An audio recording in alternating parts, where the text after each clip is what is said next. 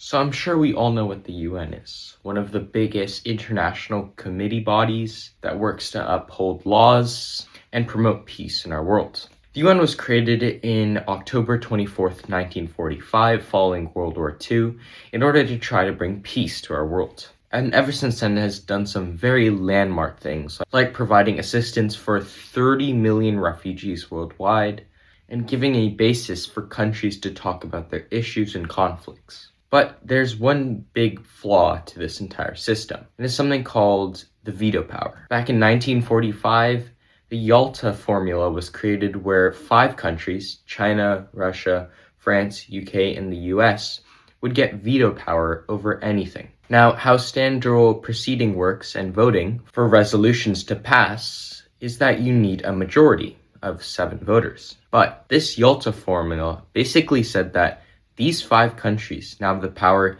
to directly block any resolution from passing just from their opposing vote. Now, this means that everybody in the chamber can agree to a resolution, but if one of these 5 countries says no, then it won't pass. And this formula was created to make sure that these still big 5 powers retained their own power in the UN, to make sure that none of the resolutions that ever got passed in the UN would go against their own policies. But of course, many countries are divided, and this means that coming to concrete resolutions can be hard at times. There are many instances when a single veto country has blocked an entire resolution that everybody else has agreed on from passing. Especially in 2023, the US has had 2 instances of vetoing a resolution.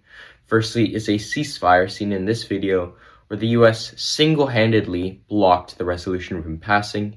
And secondly, when debating on whether to give humanitarian aid to Gaza, all other countries agreed, but the US blocked it with their veto power. Also, things like conflicts with Ukraine have been blocked by Russia, and China also blocking resolutions way back in 1999 to establish relations with Taiwan. Now, although this Yalta formula was made in the best interests of countries, this still poses a problem. If the whole world agrees on something, but one country of the 5 simply opposes, then they can veto it. So what would be a solution? That's why I'm asking you.